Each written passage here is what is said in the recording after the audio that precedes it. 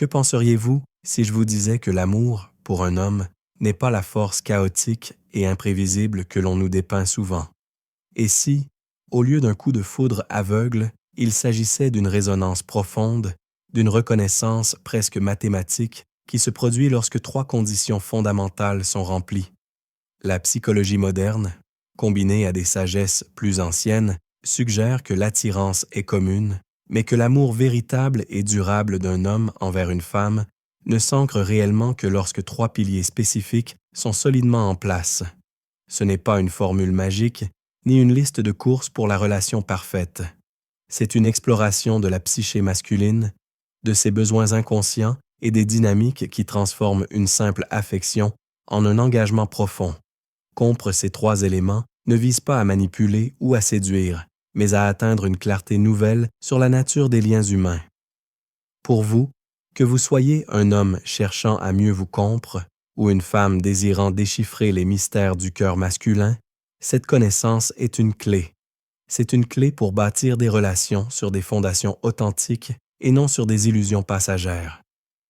Le premier pilier, et peut-être le plus fondamental, est celui que nous appellerons l'admiration pour son indépendance souveraine. Observez bien ce terme. Il ne s'agit pas simplement de respect. Le respect peut être accordé par politesse ou par convention sociale. L'admiration, elle, est une forme de respect beaucoup plus profonde, viscérale, qui naît de la contemplation de quelque chose d'entier et d'autonome. Un homme tombe véritablement amoureux lorsqu'il voit une femme non pas comme un complément à sa propre vie, mais comme un univers complet en elle-même. Avez-vous déjà remarqué comment certaines personnes semblent orbiter autour des autres, leurs opinions, leurs humeurs et même leurs projets, changeant en fonction de la personne avec qui elles se trouvent? Ce comportement, bien qu'humain, crée un déséquilibre. Inconsciemment, il signale une dépense, un vide qui demande à être comblé. Pour un homme, sur le plan psychologique le plus profond, une telle dynamique peut être attirante au début car elle flatte l'ego. Il se sent utile, nécessaire, central. Mais cet attrait est éphémère. L'amour durable ne naît pas du besoin, mais de la reconnaissance d'une force équivalente. Quand un homme observe une femme qui a sa propre vie, ses propres passions, ses opinions forgées par sa propre réflexion et une mission personnelle qui n'a pas son approbation pour exister, quelque chose de différent se produit. Il ne la voit pas comme une personne à sauver ou à compléter. Il la voit comme une égale, une force de la nature avec laquelle il pourrait, potentiellement, unir la sienne. Cette indépendance souveraine signifie qu'elle a son propre centre de gravité émotionnelle et intellectuelle. Sa joie ne dépend pas entièrement de sa présence, et sa tristesse n'est pas systématiquement de sa faute. Elle est responsable de son propre monde intérieur. Vous voyez, cela déplace complètement la dynamique. La relation ne devient plus un jeu de pouvoir ou de dépense, où l'un donne et l'autre reçoit. Elle devient une alliance entre deux souverains.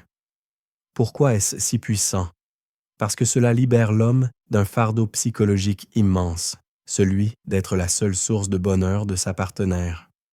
Quand il sent qu'elle serait tout aussi entière sans lui, bien que peut-être moins heureuse, et c'est là toute la nuance, il est libre de l'aimer, non par obligation ou par pitié, mais par pur choix. L'admiration pour son monde intérieur, ses ambitions, sa résilience face à ses propres défis, est le terreau sur lequel l'amour véritable peut commencer à pousser. Il ne s'agit pas d'être distante ou froide, mais d'être pleinement soi-même, d'avoir une vie si riche et si pleine que sa présence à lui devient un ajout magnifique et non une nécessité vitale. C'est la première reconnaissance, celle qui dit « Je vois qui tu es, indépendamment de moi, et c'est précisément cela que j'admire. » Une fois que cette admiration pour son autonomie est établie, un deuxième processus, beaucoup plus intime, doit commencer.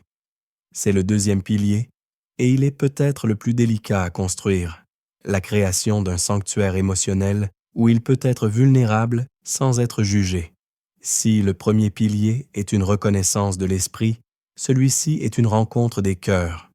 Pensez à l'armure que la plupart des hommes sont conditionnés à porter dès leur plus jeune âge.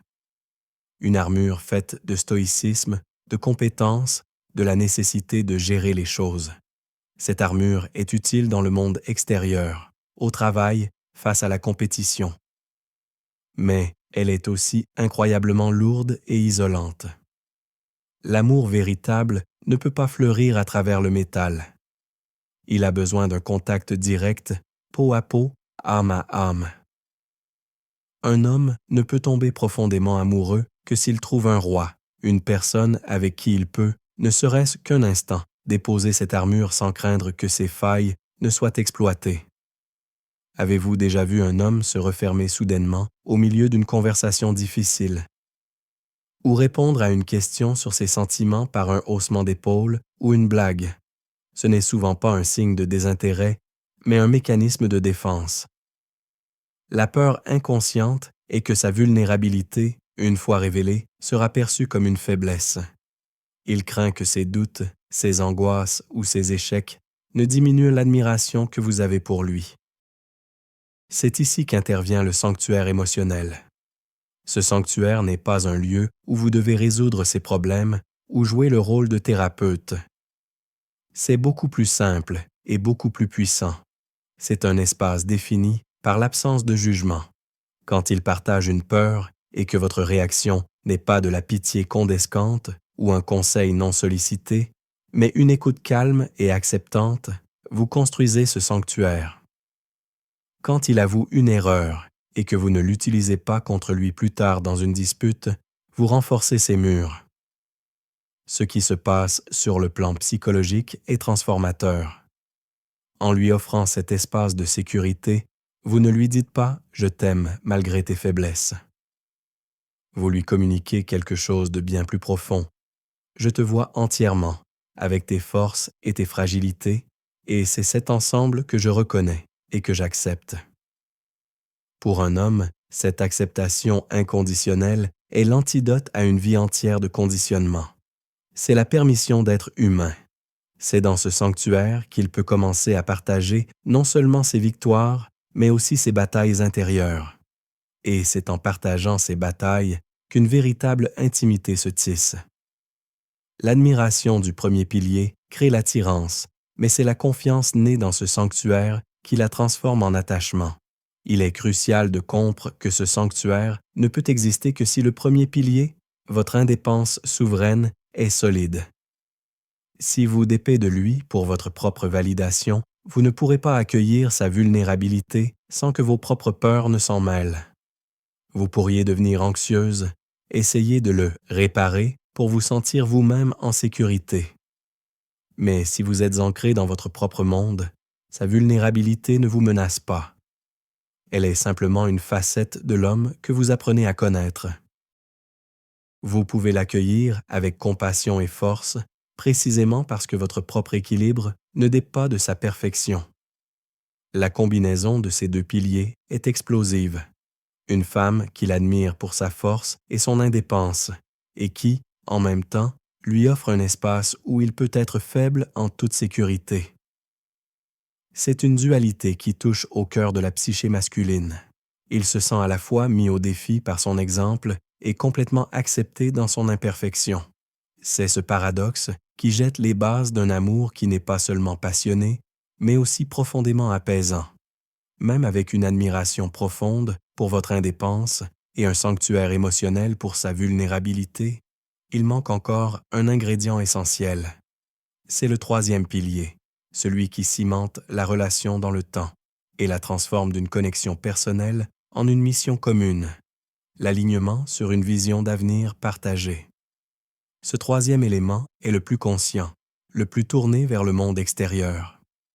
Il transe le moi et le toi pour créer un nous tangible, un nous qui regarde dans la même direction. Avez-vous déjà été dans une relation où tout semblait parfait au jour le jour, l'alchimie, la communication, l'affection, mais où un sentiment subtil de stagnation finissait par s'installer? Ce sentiment vient souvent de l'absence de ce troisième pilier. Une relation ne peut pas survivre indéfiniment en se nourrissant uniquement du passé et du présent. Elle a besoin d'un horizon vers lequel avancer. Pour un homme dont la psychologie est souvent orientée vers la construction, la résolution de problèmes et la progression, l'idée d'un avenir partagé est cruciale. Ce n'est pas nécessairement une vision grandiose comme fonder une famille ou construire un empire, bien que cela puisse en faire partie. C'est quelque chose de plus fondamental. C'est le sentiment que vous êtes des partenaires dans une aventure commune. Que vos chemins individuels, tout en restant distincts, convergent vers une destination similaire. Cela peut se manifester de multiples façons. Des valeurs de vie communes, une philosophie sur la manière d'élever des enfants, un désir partagé de croissance personnelle, des ambitions de carrière qui se soutiennent mutuellement, ou même un rêve commun de voyager et d'explorer le monde. L'important n'est pas la nature exacte de la vision, mais le fait qu'elle existe et qu'elle soit partagée. Quand un homme réalise qu'une femme ne se contente pas de l'accepter tel qu'il est aujourd'hui, mais qu'elle est également inspirée par l'homme qu'il aspire à devenir, un changement profond s'opère. Il ne la voit plus seulement comme une amante ou une confidente, mais comme une alliée. Vous devenez la personne qui non seulement comprend ses rêves, mais qui l'encourage activement à les poursuivre. Vous n'êtes pas simplement une spectatrice de sa vie, vous êtes co-auteur du prochain chapitre. Cette perception change tout. La relation cesse d'être une série de moments agréables pour devenir un projet de vie. Pourquoi est-ce si fondamental pour qu'il tombe profondément amoureux? Parce que cela connecte son amour pour vous à son propre sens de la mission et du but. L'amour ne devient plus une distraction de ses objectifs, mais le carburant qui l'aide à les atteindre. Votre bonheur et le sien deviennent interconnectés, non pas par dépenses, mais par une ambition mutuelle. Il est essentiel de noter comment ce troisième pilier s'appuie sur les deux premiers. Sans votre propre indépendance, pilier 1, votre soutien à sa vision pourrait être perçu comme une tentative de vivre par procuration. Vous n'êtes pas une partenaire, mais une suiveuse. Sans le sanctuaire émotionnel, pilier 2, il ne pourrait jamais partager ses doutes et ses peurs concernant cet avenir, rend la collaboration impossible. C'est l'alchimie des trois qui crée la fondation la plus solide. Il admire votre monde. 1. Il se sent en sécurité pour être lui-même avec vous. 2. Et il voit un avenir où vos mondes peuvent s'unir pour créer quelque chose de plus grand. 3. C'est la séquence complète. Quand il voit en vous une partenaire avec qui il peut non seulement partager ses nuits, mais aussi construire ses jours, la nature de son sentiment change. L'affection se transforme en dévotion. L'attirance devient un engagement. Il ne vous aime plus seulement pour ce que vous êtes, mais pour tout ce que vous pouvez devenir ensemble. C'est le moment où il cesse de penser en termes de sa vie et votre vie, et commence à imaginer notre vie. Et c'est cette transition mentale qui est la véritable signature d'un homme qui est, sans l'ombre d'un doute, profondément et durablement amoureux. Maintenant que nous avons identifié ces trois piliers, l'admiration pour votre indépendance, le sanctuaire pour sa vulnérabilité et l'alignement sur un avenir commun, il est essentiel de comprendre pourquoi leur absence est si souvent la cause silencieuse de la fin des relations.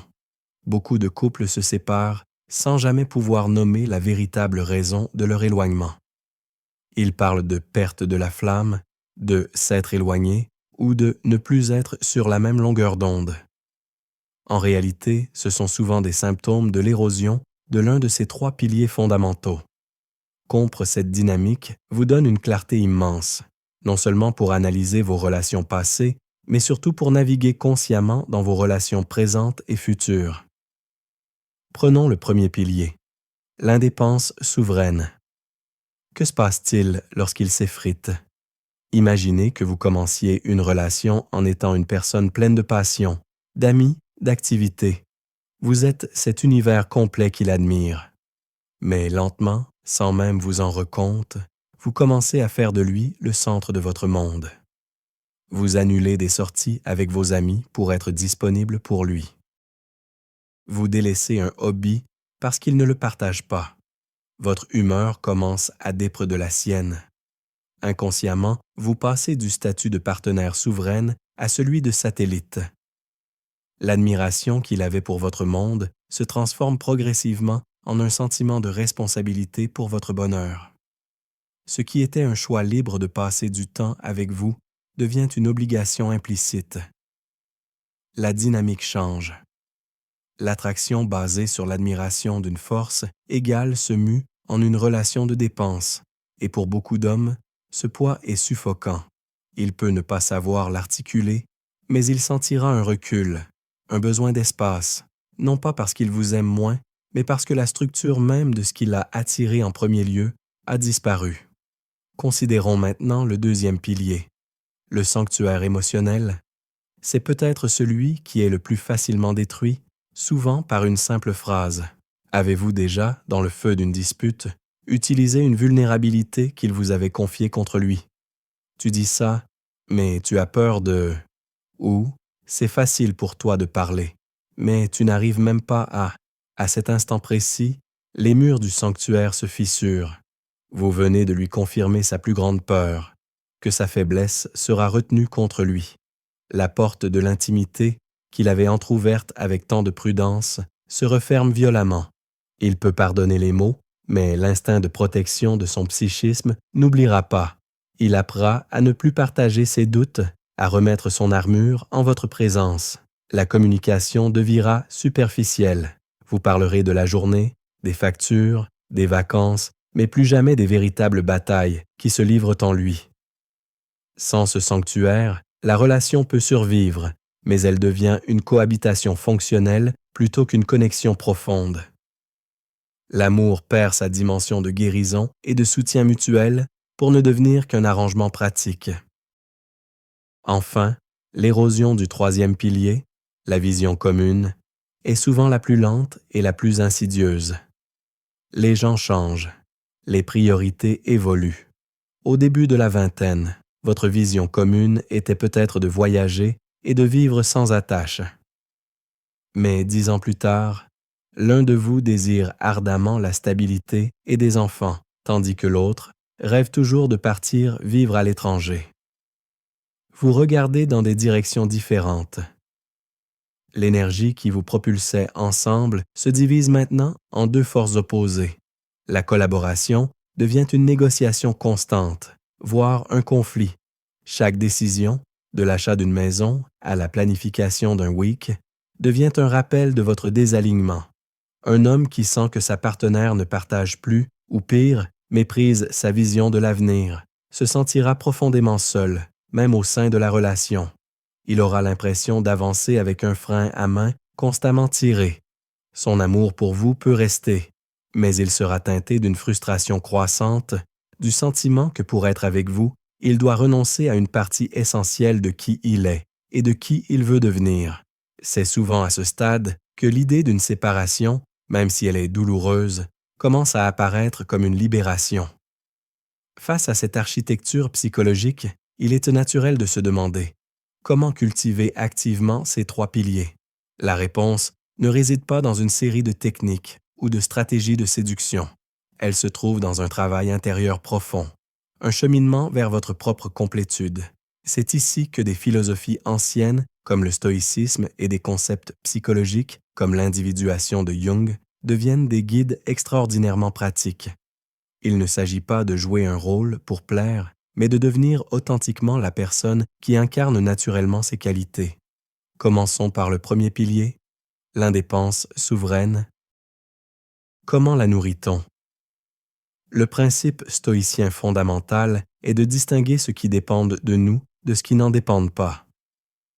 Votre bonheur, votre estime de soi, votre sentiment de plénitude dépend-il de la validation d'un partenaire?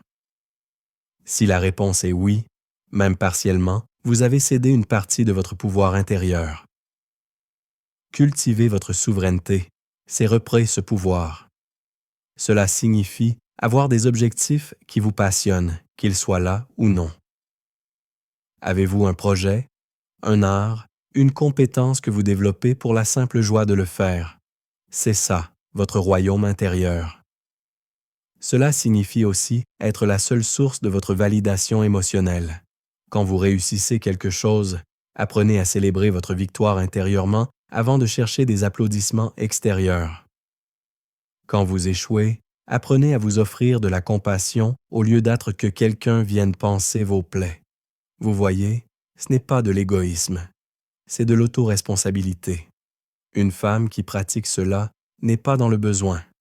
Elle n'aborde pas une relation en se demandant « Que peux-tu m'apporter ?» mais plutôt « Quelle magnifique aventure pouvons-nous créer ensemble ?» C'est un changement radical de posture qui est incroyablement attirant car il signale une maturité émotionnelle. Vous n'êtes pas un fardeau à porter, mais une force à rejoindre. Ensuite, comment construire ce fameux sanctuaire émotionnel, le deuxième pilier?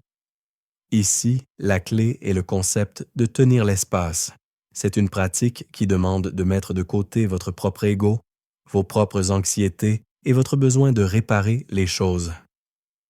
Quand un homme partage sa vulnérabilité, votre premier réflexe peut être de donner des conseils, de le rassurer ou de partager une histoire similaire pour lui montrer que vous comprenez. Mais souvent, ce n'est pas ce dont il a besoin. Ce dont il a besoin, c'est d'être entendu, vraiment entendu. Tenir l'espace, c'est écouter sans interrompre. C'est valider son émotion, même si vous ne comprenez pas sa réaction. Une phrase simple comme « Je comprends que ce soit difficile pour toi » ou « Merci de partager ça avec moi » est 1000 fois plus puissante qu'un long discours de solution. Cela demande de la pratique, car notre société nous conditionne à l'action. Mais dans l'intimité, l'écoute est l'action la plus profonde. C'est un acte de générosité qui dit « Ton monde intérieur est en sécurité avec moi. Je ne vais pas essayer de le changer, de le juger ou de le réparer. Je vais simplement être là, avec toi. » C'est en faisant l'expérience répétée de cette acceptation radicale qu'un homme a peur, à baisser son armure et à faire confiance. Enfin, pour le troisième pilier, l'alignement sur une vision d'avenir, le travail consiste à clarifier votre propre vision avant tout. Qu'est-ce qui compte vraiment pour vous? Au-delà des attentes sociales ou familiales, quelles sont vos valeurs non négociables? Où vous voyez-vous dans 5 ou 10 ans, non pas en termes de statut, mais en termes de sentiments, de mode de vie? Une fois que vous êtes clair avec votre propre direction, vous pouvez communiquer dessus ouvertement et honnêtement. Il ne s'agit pas d'imposer votre vision, mais de la partager et de voir si elle résonne avec la sienne. Les conversations sur l'avenir ne devraient pas être des interrogatoires anxiogènes, mais des explorations curieuses. Qu'est-ce qui t'enthousiasme le plus quand tu penses à l'avenir? Quel genre de vie voudrais-tu construire? Ces questions ouvertes invitent au partage, pas à la performance. L'alignement ne signifie pas être d'accord sur tout, mais sentir que vos quêtes respectives se nourrissent mutuellement. Vous êtes de tous les deux engagés dans un processus de croissance et vous vous voyez comme des alliés dans ce voyage. C'est ce sentiment de partenariat dans l'évolution qui transforme une relation en une force créatrice, capable de résister aux tempêtes de la vie. Il est également crucial de reconnaître les pièges et les illusions qui peuvent nous faire croire que ces piliers sont en place alors qu'ils ne le sont pas. La psychologie humaine est experte en autoconviction, surtout lorsqu'il s'agit d'amour et d'attachement. Vous pouvez penser que vous êtes indépendante, alors qu'en réalité, votre indépendance est une posture défensive, une peur de l'intimité déguisée en force. De même, vous pouvez croire que vous avez créé un sanctuaire émotionnel, alors que vous avez simplement établi une dynamique de sauveur-victime qui flatte votre ego. Démêler ces illusions est une étape essentielle vers une véritable maîtrise de soi et des relations saines. Considérez la fausse indépendance. Avez-vous déjà rencontré, ou peut-être même été cette personne qui proclame fièrement « Je n'ai besoin de personne » ? Cette attitude, souvent perçue comme une grande force de caractère, peut en réalité cacher une profonde peur de la dépense et de la vulnérabilité. Ce n'est pas l'indépendance souveraine que nous avons décrite, celle qui est ouverte à la connexion. C'est une forteresse. Une femme qui opère depuis cet espace peut attirer un homme au début, car elle représente un défi. Mais la connexion restera toujours superficielle. Il sentira qu'il y a un mur invisible qu'il ne pourra jamais vraiment l'atteindre. La véritable indépendance ne dit pas « je n'ai pas besoin de toi », mais « mon monde est complet sans toi, mais il serait encore plus beau avec toi ». C'est une invitation, pas une exclusion. La fausse indépendance, elle, est un test constant. Prouve-moi que tu es digne de franchir mes murs. Cette dynamique est épuisante et ne mène pas à l'amour, mais à une lutte de pouvoir.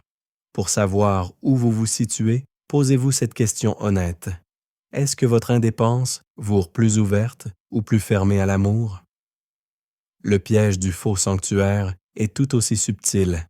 C'est le syndrome de l'infirmière ou du thérapeute. Vous encouragez sa vulnérabilité, non pas pour créer un espace d'égalité, mais parce que cela vous donne un rôle, un sentiment d'utilité et de contrôle. Vous aimez vous sentir comme celle qui le comprend vraiment, la seule à qui il peut tout dire. Cela peut sembler noble, mais c'est une dynamique de pouvoir déguisé. Vous vous placez inconsciemment dans une position de supériorité, celle de la personne stable qui s'occupe de la personne brisée. Cette relation n'est pas un partenariat, mais une thérapie non officielle. Le problème? Un homme peut apprécier ce soutien pendant un certain temps, mais il ne tombera pas amoureux de sa thérapeute. Il y a une différence fondamentale entre l'acceptation compatissante et la pitié condescendante. L'une crée une connexion d'égal à égal, l'autre un rapport de dépense. Pour déceler ce piège, observez votre réaction intérieure lorsqu'il va bien. Si une petite partie de vous se sent moins nécessaire, moins importante, il est possible que vous soyez tombé dans le piège du faux sanctuaire. Enfin, l'illusion de la vision commune est peut-être la plus douloureuse. C'est lorsque vous vous mentez à vous-même sur vos désirs profonds pour vous conformer à l'autre. Il rêve de vivre à la campagne, et bien que vous soyez une citadine dans l'âme, vous vous persuadez que vous pourriez aimer ça. Il ne veut pas d'enfant, et même si une partie de vous en rêve, vous la mettez sous silence en vous disant que son amour vous suffira. C'est une forme d'auto-trahison. Vous construisez une relation sur un mensonge, un compromis qui n'est pas un ajustement mutuel, mais un sacrifice unilatéral. Au début, cela peut fonctionner, porté par l'euphorie de la nouvelle relation. Mais avec le temps, la vérité de votre âme refera surface. Le ressentiment commencera à s'accumuler silencieusement. Vous lui en voudrez de vous avoir forcé à renoncer à vos rêves, alors qu'en réalité, vous avez choisi de les abandonner. Une vision commune authentique n'est pas la fusion de deux personnes en une seule, mais l'harmonisation de deux mélodies distinctes. Si vous devez renoncer à votre propre musique pour faire partie du duo, alors ce n'est pas un alignement, c'est une annulation. La seule façon d'éviter ce piège est une honnêteté radicale avec soi-même, avant même d'être honnête avec l'autre. Lorsque ces trois piliers sont authentiquement en place, ils génèrent un phénomène psychologique puissant qui va bien au-delà de la simple affection ou de l'attirance romantique. Il crée ce que l'on pourrait appeler une résonance archétypale.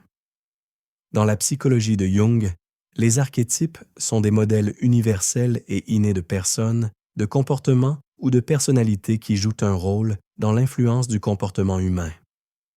Pour un homme, une femme qui incarne ces trois piliers active simultanément plusieurs archétypes puissants au plus profond de son inconscient, créant un lien qui semble à la fois profondément personnel et universellement juste. C'est ce qui transforme une relation en un destin ressenti. Votre indépendance souveraine, pilier 1, ne fait pas seulement de vous une partenaire intéressante. Elle vous connecte à l'archétype de la reine ou de l'Amazone. C'est la figure de la femme puissante, maîtresse de son propre royaume, qui n'a pas besoin d'un roi pour être légitime, mais qui choisit un partenaire digne de partager son trône. Cet archétype inspire non seulement l'admiration, mais aussi un profond respect. Un homme, en votre présence, est inconsciemment invité à se hisser à votre niveau. Il ne peut pas se permettre d'être complaisant ou immature, car il est face à une égale. Cela le pousse à activer son propre archétype du roi, le leader responsable, le protecteur de son propre royaume intérieur. La relation devient alors une alliance de monarques, une dynamique de respect et de pouvoir mutuel, bien loin des schémas de dépense ou de domination. Avez-vous déjà senti cette énergie dans une relation, ce sentiment que l'autre vous inspire à devenir la meilleure version de vous-même? C'est le signe que ces archétypes positifs sont à l'œuvre. Le sanctuaire émotionnel, pilier 2, quant à lui, vous connecte à un archétype encore plus profond et intime, celui de la grande-mère dans son aspect le plus positif ou de la prêtresse. Attention, il ne s'agit pas de la mère qui couve ou qui contrôle, mais de l'aspect qui représente l'acceptation inconditionnelle, la compassion et la sagesse intuitive. C'est la figure qui peut voir l'âme derrière l'ego, la lumière derrière les ombres. Lorsque vous offrez un espace de non-jugement pour sa vulnérabilité, vous incarnez cet archétype. Vous devenez un lieu de refuge spirituel où il peut déposer son armure et guérir ses blessures, non pas en étant infantilisé, mais en étant pleinement vu et accepté. Pour un homme qui a passé sa vie à performer et à cacher ses failles, rencontrer cette énergie est une expérience profondément transformatrice, presque mystique. C'est le sentiment de rentrer à la maison sur le plan émotionnel.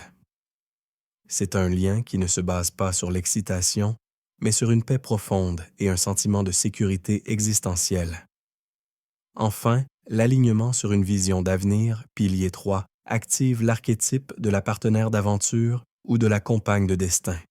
C'est la figure qui se tient à ses côtés, non pas derrière lui, ni devant lui, mais épaule contre épaule, face aux défis du monde. Vous n'êtes plus seulement l'amante ou la confidente, vous êtes celle avec qui il peut conquérir le monde, ou du moins construire son monde. Cette dimension donne à la relation un sens, une direction, un pourquoi qui transe les plaisirs quotidiens. Elle connecte l'amour à un but plus grand, ce qui est un moteur psychologique extrêmement puissant, en particulier pour l'énergie masculine. La relation devient une épopée, un voyage héroïque à deux. Ce sentiment que, ensemble, nous sommes plus forts que séparément, est l'essence de cet archétype. C'est ce qui lui donne la conviction qu'il ne doit pas choisir entre son amour pour vous et sa mission dans la vie, car vous êtes devenu une partie intégrante de cette mission. Quand une seule femme parvient à incarner ces trois puissantes figures archétypales, la reine souveraine, la prêtresse compatissante et la compagne de destin, l'impact sur la psyché masculine est total. Il ne s'agit plus d'une simple évaluation des qualités et des défauts. C'est une reconnaissance instinctive, une sorte de clic au plus profond de son être qui lui dit « c'est elle ». C'est la raison pour laquelle un homme peut rencontrer des dizaines de femmes belles, intelligentes et gentilles, mais ne tomber amoureux que de celle qui, pour lui, a activé cette résonance complète. Ce n'est pas une question de perfection, mais d'intégration. C'est cette intégration des trois piliers qui crée un amour qui n'est pas seulement complet, mais qui semble aussi inévitable.